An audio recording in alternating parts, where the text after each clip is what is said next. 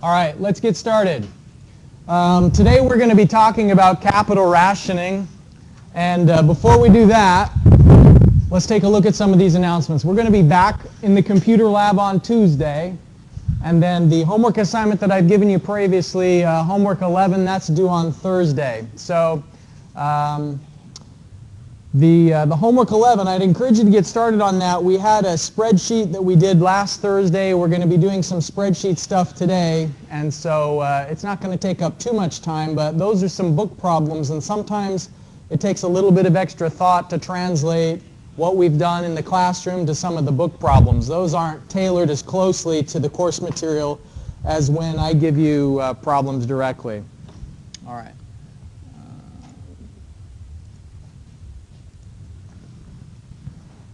We're going to be talking about what happens when you don't have an unlimited amount of money, which is all the time, right? Nobody has an unlimited amount of money. Some people maybe come closer than others, but every organization and every person has some sort of a limit on the available investment capital. And what that means is that maybe your organization has enough money to make an offshore island. Maybe your organization has enough money to make the world's tallest building, but you don't have enough money to do every project. That sometimes there is more good ideas than available money. And so, of course, we know that the objective of every business is to maximize profits. And so what we're going to be learning today is a procedure that we can go through called a capital budgeting study that allows us to identify the thing that's going to maximize the return. When we have lots of alternatives, it's a way of comparing those alternatives to figure out, if you don't have an unlimited budget, which groups of projects should you select.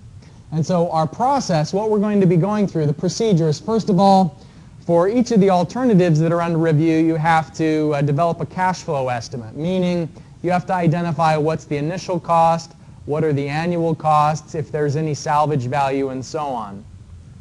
Now, part of this capital budgeting study is the idea that you either fund a project or you don't fund it, but there's no such thing as a partial investment.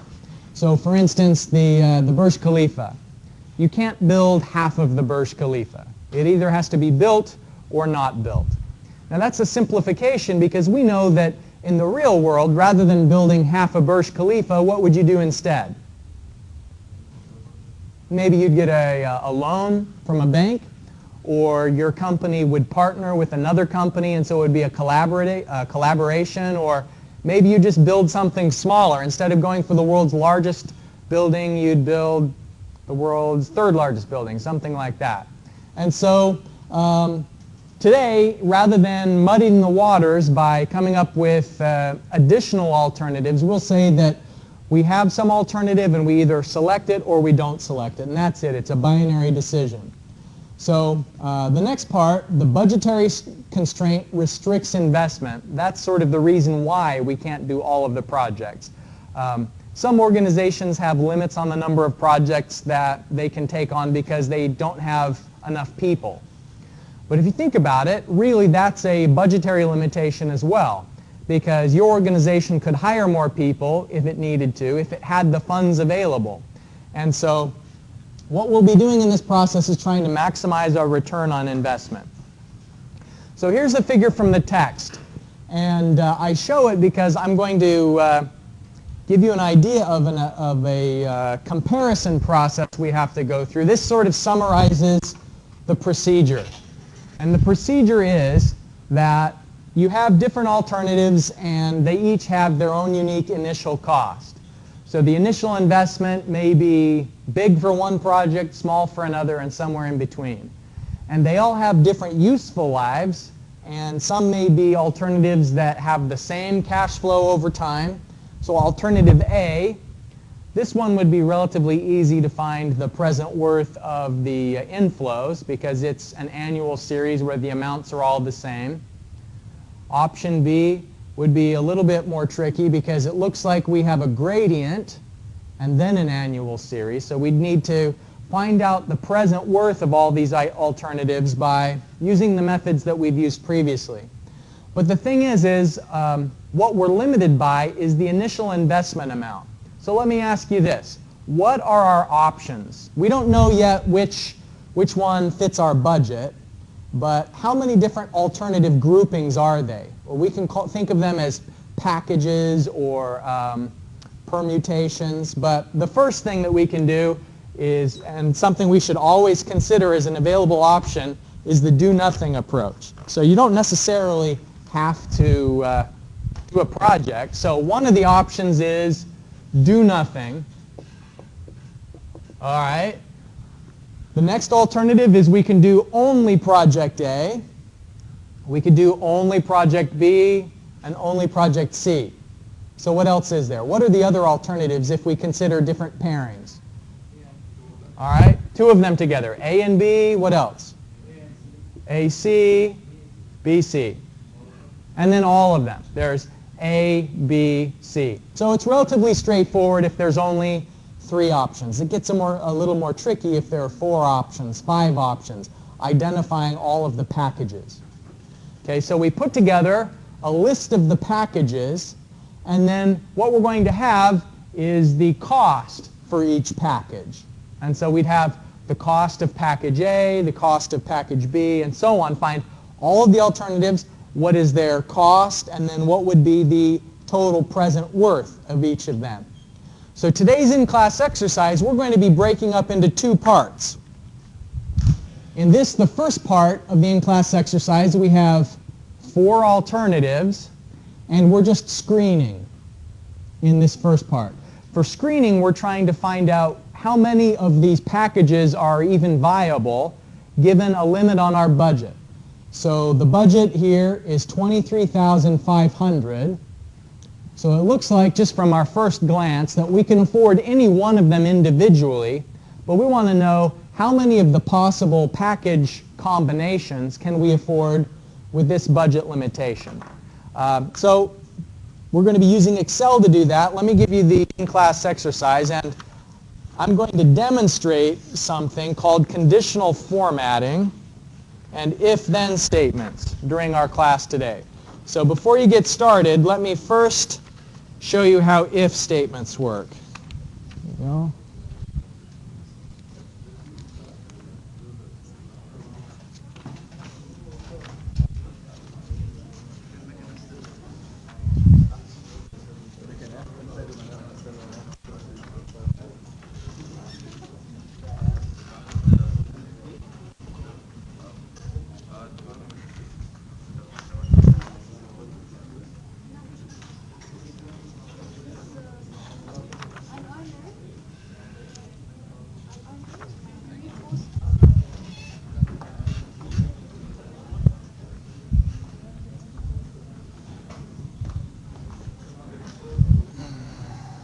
Okay, so we've got information, we've got project and initial cost in terms of dollars.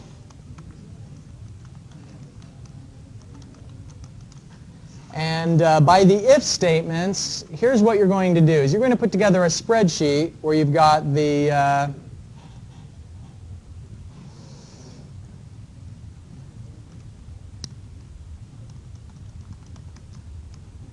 all right, so the initial cost of A is just 10,000. B is 5,500. C is negative 8,500.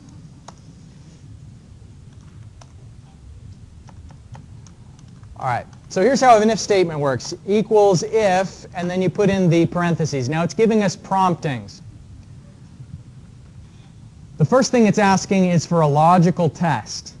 And logical tests we can do greater than, equals, less than, and you can also do a greater than and or equal to. And so, for instance, our budget limit in this problem statement, it's saying the maximum amount of money we have is $23,500. So the question is it possible? So all of these are possible, right? So we want this to say yes. And so what is the logic I should put into this if statement? If something is true, so what the logical statement is, if this is less than negative 23,500, then what should it say? Now, if it's less than, it means it's more expensive. Remember the negative sign.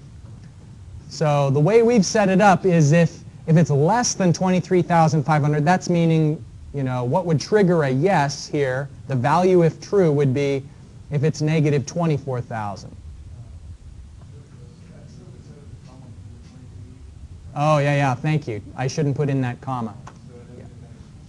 All right. So if it's less, what's that? Thank you for that. Okay, all right.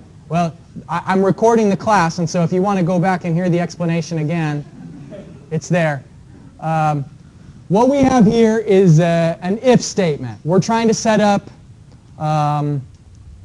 we want this to say yes if it's possible, right? So right now, 10,000 is less than our budget limit. Our budget limit is 23,500, but the point I was making is these negative signs, we have to be careful about that, right? Because less than negative 23,500 is going to be like negative 24,000, for instance. And so this is greater than negative 23,500. So maybe just to make it simpler this first time around, let me eliminate these negative signs. And we know that they're costs, right? All right, costs. So our limit is 23,500. Here's the if statement. If this is greater than that, if this is greater than that, then we want it to say no. And so I'm putting the parentheses there because that's the way you tell it to return text.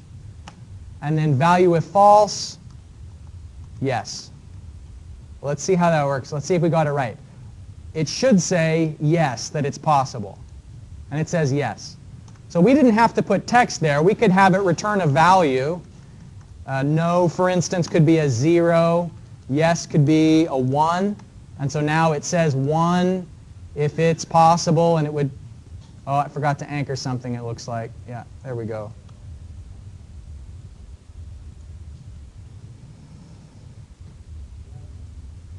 All right. So then let's see if I make it too expensive. What if it was 25,000? It should switch to 0. And that's what it did. All right.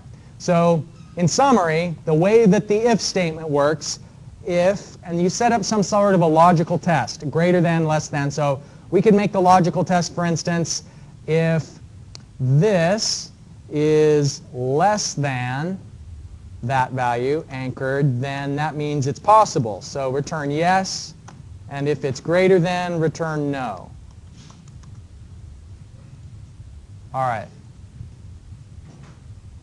So that's what I'd like you to try and apply in this in-class exercise. So you've got the initial investment, come up with the packages, how many different combinations are there, the cost for each, and then use the Excel function I just showed you to automatically tell you yes or no on whether it's possible.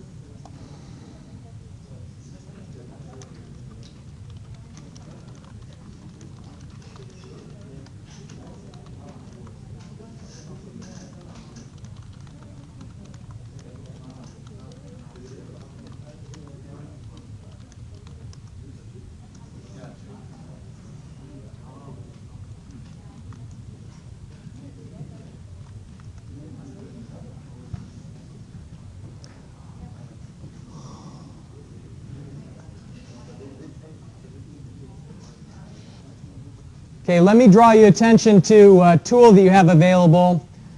Instead of just greater than or less than, you can also do greater than equal to.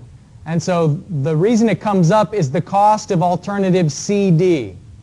So we know, just by the addition there, that the cost of CD is $23,500. That's our budget limit, and so it should be a yes. And so we need to make sure that it says yes to that.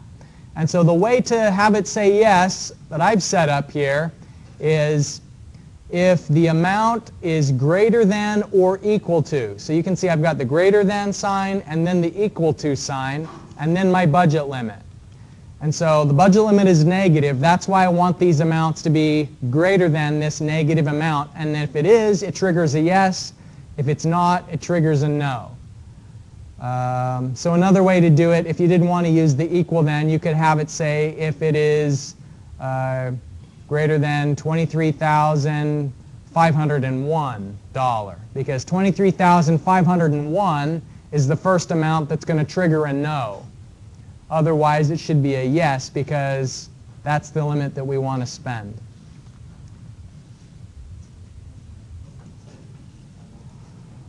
Okay, so the second part of the in-class exercise is we're starting to look at the annual amount that is going to be generated by each of the investments. And so we've already identified the bundles that are acceptable.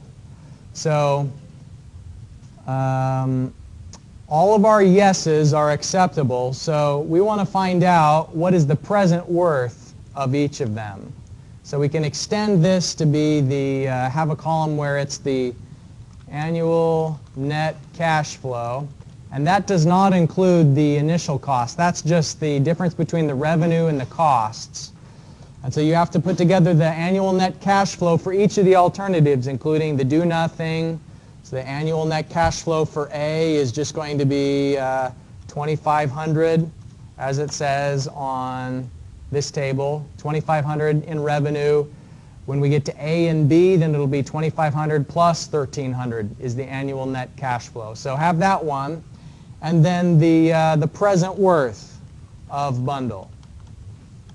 Now, we can make it even more clear which one is possible with something called conditional formatting. And I think as I was walking around, I noticed some of you are already getting the hang of that. So here for conditional formatting, you can tell it to start highlighting only if certain conditions are met. So I could do a new rule, for instance, where I could have a format only the cells that contain, let's see if it works for text. I'm not sure if it works for text, but we'll give it a shot. If it's yes, and then I tell it what it should do if it's a yes is to make it bold. Let's see.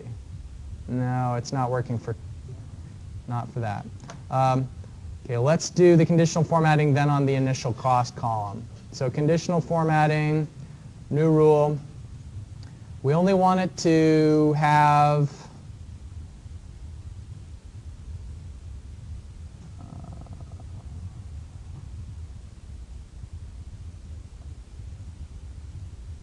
where the I was doing it on the maximum present worth. So the one that is the best, once you find the present worth of the bundle, then you can set it, the conditional formatting to be the maximum, the top ranked value. So the top one, if you have it bold that, then the value that's the highest, for instance, if we have 1, 2, and 3, then it only keeps the one that's bold that's the highest value of all of them. So then if I put here 5, then it takes the bold away from that one. So it's trying to draw attention to whatever's the highest because of the conditional formatting rule that I put in there. So we've got this one yes. So we put in all of the cash flows. So this one's $1,300. This one will be $2,100, $3,200. And then for the combinations, it's obviously going to be the cost of A plus the cost of B. And so here in the present worths, we're actually going to be doing The amount that's already in the present is the initial cost, plus then we have to do the present value, and in the problem statement here it's saying MAR is 12% and N equals 8. So our rate is 12%, so 0.12 for 8 years, and then each of these are payment amounts. So we can just click right here on the cell, and that'll turn the payment amount into a present value. So then the present worth of the amount, and it's changing the sign as it does for PV function. Yeah, so that is the highest present worth right now, but if I drag it down to the next one, less amount, so it's only bolding the amount that is the greatest. So go through that process of determining the annual net cash flow for each of the combinations that are valid. So you don't need to do it for this one or for any of the ones that are no's. There's no sense to continue the analysis anymore because those aren't viable alternatives.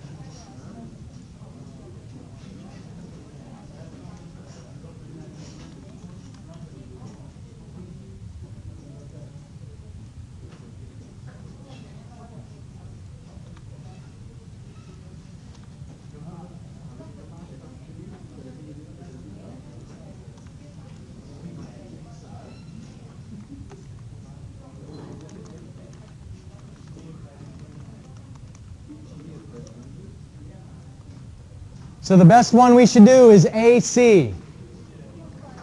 If you have an unlimited budget, then do everything because, well, do everything that's profitable if you have an unlimited budget. But that will rarely be the case. Usually you'll have some constraint, the maximum amount of money you can spend. And so if you want to maximize your profit, then you need to prioritize the projects that give you the biggest return first. And that's what this process identifies. This is a way of picking out for your limited budget, how can you get the most amount of money? And it's sort of a brute force approach, really. We considered all of the combinations to find out which combinations are even possible within our budget limit.